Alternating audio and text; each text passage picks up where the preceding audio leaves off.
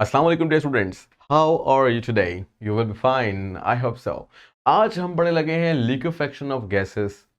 ये क्या होती हैं और वो कौन से फैक्टर हैं जिन पर ये लिक्विफेक्शन डिपेंड करती है, और वो क्या तरीकाकार है कि या मेथड्स हैं कि जिसके ज़रिए से हम गैसेस को लिक्विफाई कर सकते हैं। और हम पढ़ेंगे कि क्या होता है ये क्रिटिकल प्रेशर, क्रिटिकल टेम्परेचर और क्रिटिकल वॉल्यूम, या फिर हमारे पास जो एक मेथड है वो है लिंड्स मेथड, और वो किस तरह से काम करता है और जॉल थॉमसन इफेक्ट किस तरीके से इस लिंड्स मेथड के लिए इम्पॉर्टेंट है।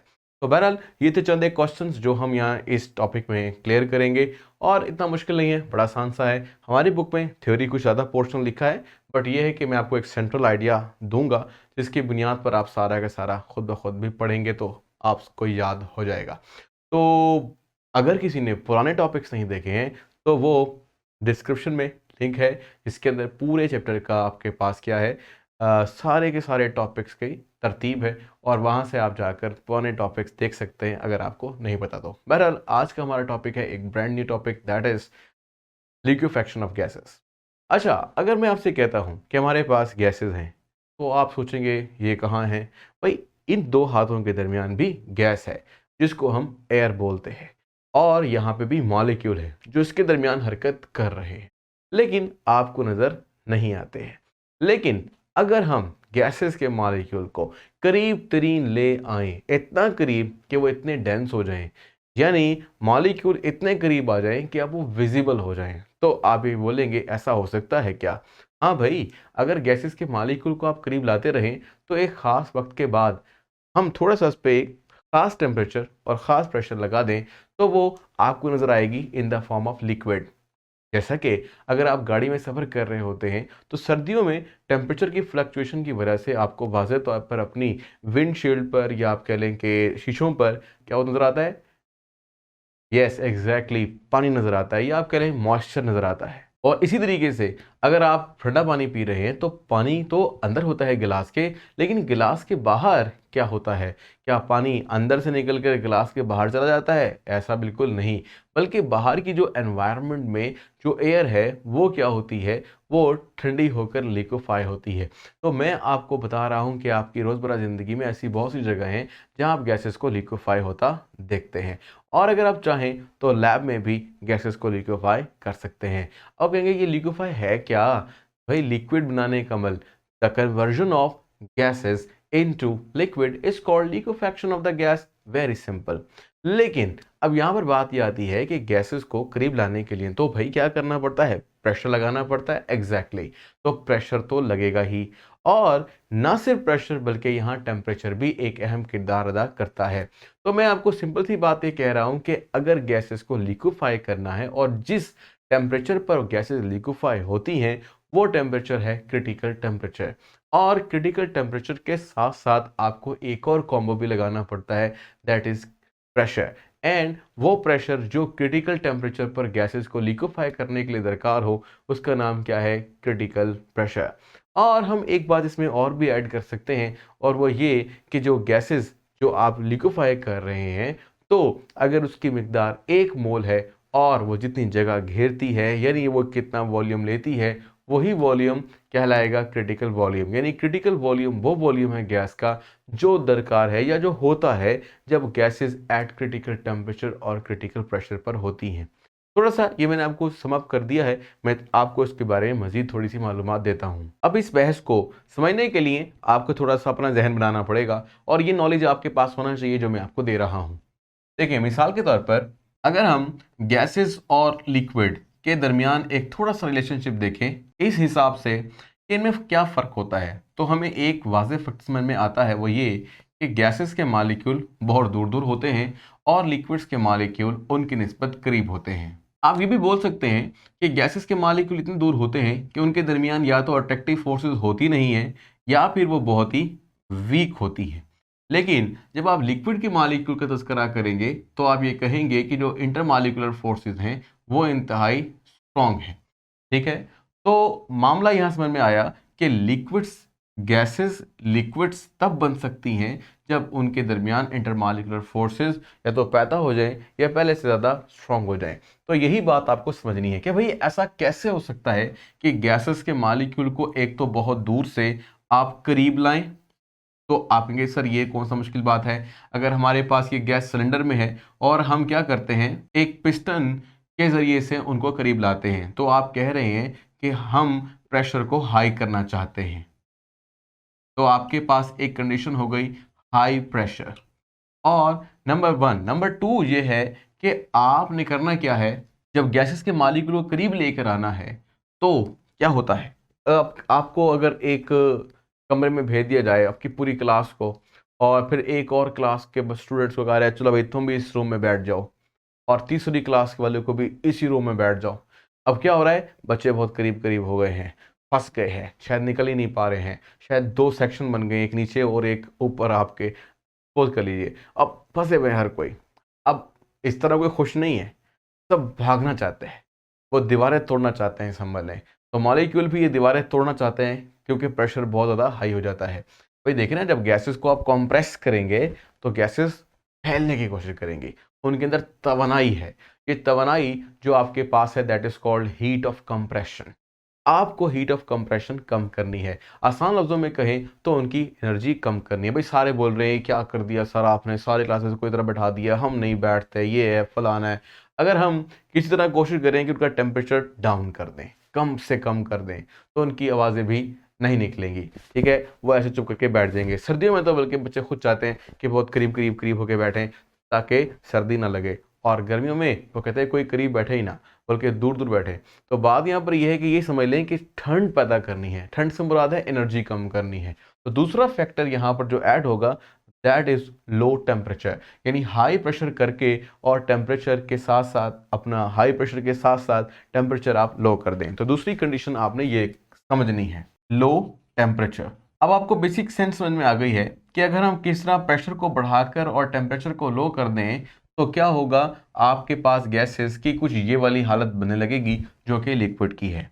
अब सवाल ये पैदा होता है दरमियान में, क्या सिर्फ और सिर्फ प्रेशर को इस्तेमाल कर कर, यानी हाई प्रेशर को इस्तेमाल कर कर गैसेस को लिक्विफाई किया जा सकता है? नहीं।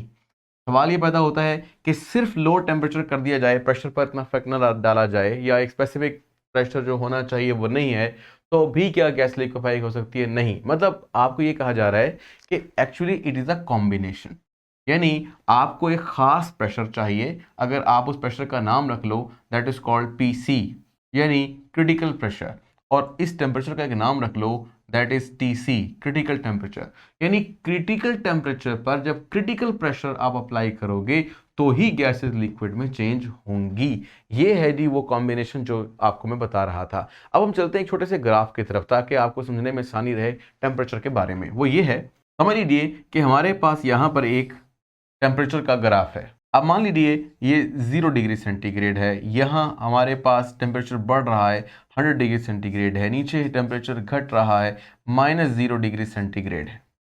अब मैं आपसे कहता हूँ कि मेरे पास गैसेस हैं या कोई गैस है, उसको लिक्विड बनाना है, तो क्या करेंगे? तो कहेंगे सर टेम्परेचर को कम करते रहें, कम करते रहें, कम करते रहें।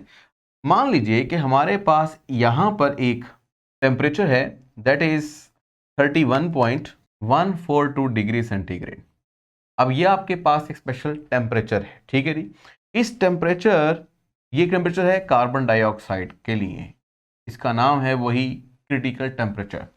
आप इस गैस को ठंडा करते आ रहे थे। अब ये जो टेम्परेचर है ये खास बता रहा है कि अगर आप इस टेम्परेचर से लो करने में कामयाब हुए तो ये गैस, या इस टेम्परेचर तक पहुंच गए तो आप उस गैस को लिक्विड बना सकते हो।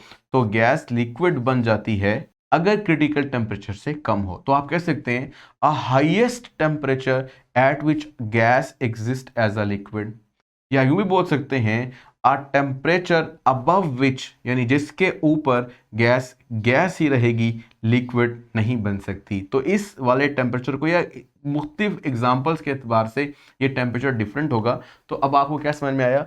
आ temperature above which a gas cannot be liquefied, how much pressure you applied, it doesn't matter।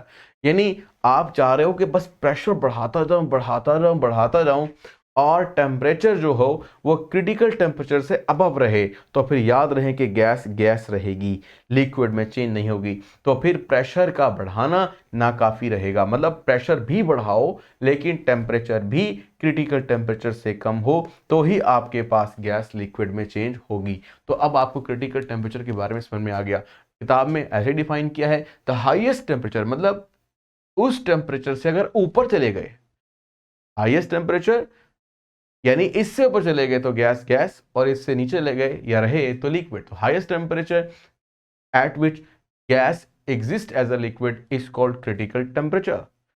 That temperature above which gas cannot be liquefied, how much pressure you applied is called critical temperature। यानी आप किसी तरह से भी define कर सकते हैं। तो ये है वो पॉइंट स्पेशल जो किसी गैस के लिए डिफरेंट होगा, कार्बन डाइऑक्साइड के लिए ये है, और ये इसका क्रिटिकल टेम्परेचर है। तो ये कोई इतना मतलब टेम्परेचर इतना कम नहीं है कि आपको माइनस से पहुंचना पड़ेगा।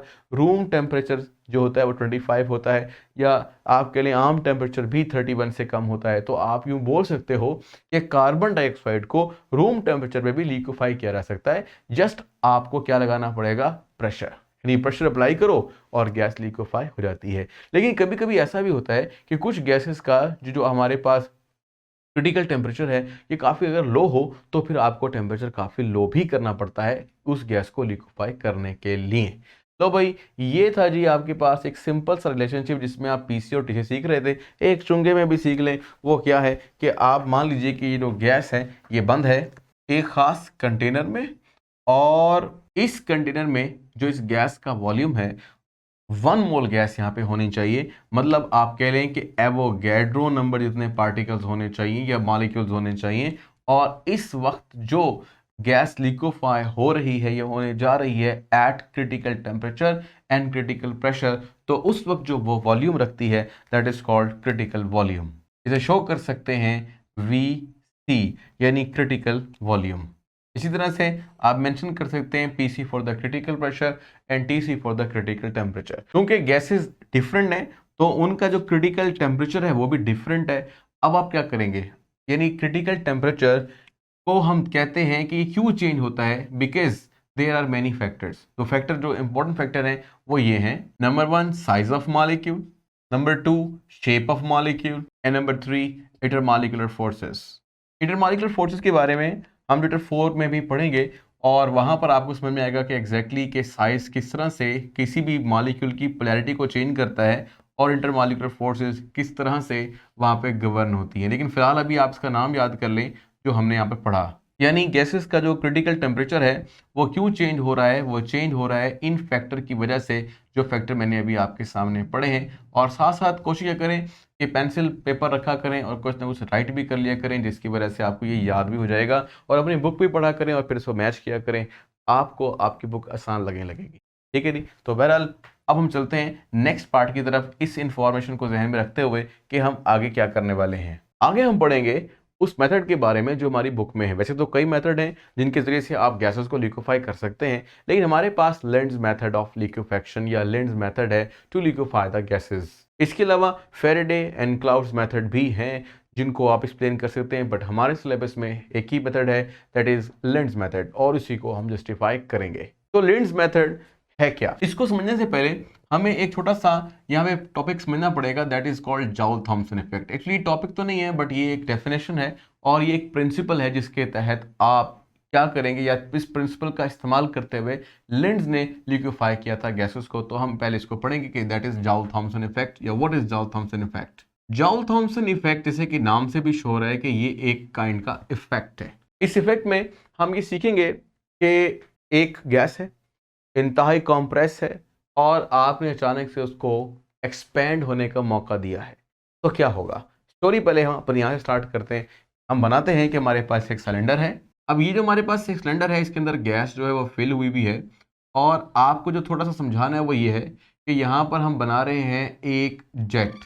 इसको आप समझ लें कि ये एक नाली है और इसके बिल्कुल आखिर में एक सुराख है जिसका नाम आप रख लें नोजल। तो ये बन गया नोजल ऑफ द जेट। ये मैंने बिल्कुल सादा तरीके से आपको समझाने की कोशिश की है, तो इंशाल्लाह समझ में आ जाएगा। अब आपने करना क्या है इसके अंदर एक गैस है, वो इंतहाई कॉम्प्रेस्ड हालत के अंदर है। कॉम्प्रेस मतलब है आपने उसको ठूस ठूस के भरा हुआ है, हाई प्रेशर पर भरा हुआ है। जब गैसेस हाई प्रेशर पर होंगी तो क्या होगा? तो भाई ये वाली बात यहाँ पर होने वाली है। क्या होने वाली है कि गैसेस के जो आपके पास मॉलिक्यूल होंगे, फॉर एग्जांपल देखो मैं यहाँ पे दिखाता हूँ आपको, ताकि आपको ये पिक्चर समझ में आए कि अंदर क्या हो रहा है। अंदर ये गैस के मॉलिक्यूल सारे रहते हैं, लेकिन इन मॉलिक्यूल के दरमियान चूंकि बहुत करीब हैं, तो इंटरमॉलिक्यूलर फोर्सेस इंतहाई ज़्यादा है, ताकतवर है। अब क्या होगा? आपने यहाँ पर एक रेगुलेटर लगाया हुआ है, जिसके ज़रिए से आप गैस को बाहर निकाल सकते हैं। आप इसे खोलते हैं और गैस के जो पार्टिकल हैं, जो अंदर से बाहर आने की कोशिश कर रहे हैं, वो फ़ौरन बाहर निकलेंगे। अब मैंने यहाँ पर चंद मॉलिक्यूल बाहर निकाल दी हैं। चंद मॉलिक्यूल बाहर निकालने का एक मकसद है, वो ये है कि ये मॉलिक्यूल जैसे ही आज़ाद होंगे, तो इनको क्या चाहिए? इनको असल में ये मॉलिक्यूल जब करीब करीब होंगे, यहाँ से सिलेंडर के बिल्कुल करीब होंगे, तो इनके दरमियान अभी भी इंटरमॉलिक्यूलर फोर्स होगी। तो इंटरमॉलिक्यूलर फोर्स तोड़नी ज़रूरी है।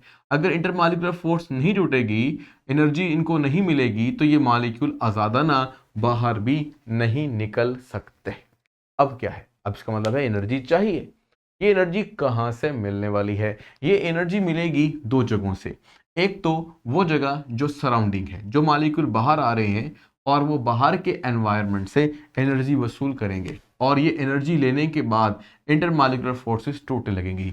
और जो दूसरा इंपॉर्टेंट फैक्टर है, या कह लें वो जगह है जहाँ से ये एनर्जी वसूल की जाएगी, वो खुद मॉलिक्यूल आपस से लेंगे। मतलब जो मॉलिक्यूल पहले निकलेंगे, वो अपने से पीछे आने वाले जो साथ साथ आ रहे हैं, उनसे ये एनर्जी ले लेंगे, क्योंकि वो आ रहे हैं, उनमें हरकत है, काइनेटिक एनर्जी है। और हमने पढ़ा था कि kinetic energy is directly proportional to temperature. तो काइनेटिक एनर्जी है तो टेम्परेचर भी है। तो इसका मतलब है हरारत कुछ ना कुछ मौजूद है, ये नहीं कि बिल्कुल हरारत है ही नहीं। तो हरारत या एनर्जी, जो आप कह रहे हैं heat in the form of energy, ले ली जाएगी, और उसके ज़रिए से जो पहले निकलने वाले मॉलिक्यूल हैं, वो अपनी इंटरमॉलिक्यूलर फोर्स ब्रेक कर देंगे, ठीक है, और बाहर निकलेंगे। इससे इम्पैक्ट ये बनेगा कि एक तो बाहर का इलाका भी थोड़ा ठंडा हो जाएगा, मतलब वहाँ पे हरारत की मिकदार, एनर्जी जो है वो लो हो जाएगी, और जो अंदर गैस के मॉलिक्यूल पीछे से आ रहे हैं, उनकी एनर्जी भी लो हो जाएगी। अब जब मॉलिक्यूल और निकलने की कोशिश करेंगे, फॉर एग्जाम्पल ये निकल के भाग गए और एनर्जी भी ले गए, सिस्टम की एनर्जी ले गए। अब जो दूसरा आना चाह रहा है, दूसरा जैसे ही बाहर निकलेगा, उसके साथ चिपक कर दूसरा, यानी पहले के साथ दूसरा भी निकल आएगा, क्योंकि इंटरमॉलिक्यूलर फोर्स तो टूटे ही नहीं है। तो जो गैसेस आपने अंदर ठूस कर गैस की शक्ल में भरी थी, जब वो बाहर आएगी, तो अब वो जो आ रही है, वो मॉलिक्यूल क्या है? वो मॉलिक्यूल बहुत करीब होने की वजह से क्या हो रहे हैं? इस हालत में, या कह लें इस हालत में जिसका नाम हमने लिक्विड रखा था, है। इस तरह से फुल प्रेशर से आने वाली गैस अब क्या होगी? लिक्विफाई या लिक्विड बनकर गिरने लगेगी। प्रेशर भी यहाँ पर बहुत ज़्यादा अहम है। वो कुछ इस तरह से है, मैं आपको समझाता हूँ। आप एक्सपेरिमेंट घर भी कर सकते हैं। जैसे आपके पास एक सिलेंडर अगर हो, सिलेंडर के ऊपर एक छोटा सा नोजल, यानी कह लें नोजल होता है, इस पर जेट लगा होता है, या कह लें ऊपर छोटा सा सुराख होता है। तो रेगुलेटर से खोलेंगे तो गैस बाहर निकलेगी। थोड़ा तेज खोलिएगा जब इसको खोलेंगे, लेकिन एहतियात कीजिएगा, इतना भी ना हो कि कोई इधर इर्द गिर्द फायर हो तो आपको आग ना लग जाए। मतलब एक्सपेरिमेंट की खातिर आप जस्ट ऊपर हाथ रखें और तेजी से खोलें। जैसे ही गैस बाहर निकलेगी सिलेंडर से, तो वो आपको, एलपीजी गैस हो, ठीक है ना, वो बेहतर है, तो क्या होगा? आपको ठंडक महसूस होगी इंतहाई, ठीक है ना। अगर देर तक पड़ा रहे तो ये इतना शदीद ठंड हो सकती है कि आपके हाथ पर, मतलब इतना इफेक्ट होगा कि आपको लगेगा जैसे आपने बर्फ़ पकड़ी हुई है, ठीक है। कभी कभी मतलब ऐसा इंसान ऑब्जर्व कर लेता है किसी जगह पर, तो आपको वहाँ से समझ में आ जाएगी, वरना आप खुद भी एक्सपेरिमेंट कर सकते हैं। ना तो आपने सुना होगा कि भाई जो गैस होती है कारों में भरने के लिए, चाहे वो सीएनजी हो या एलपीजी हो, तो वो जी ठंडी गैस होती है। तो ठंडी गैस क्यों होती है? क्योंकि वो जाओ थॉमसन इफेक्ट करती है। जब वो बाहर निकलती है सिलेंडर से, तो आपको ठंड महसूस होगी।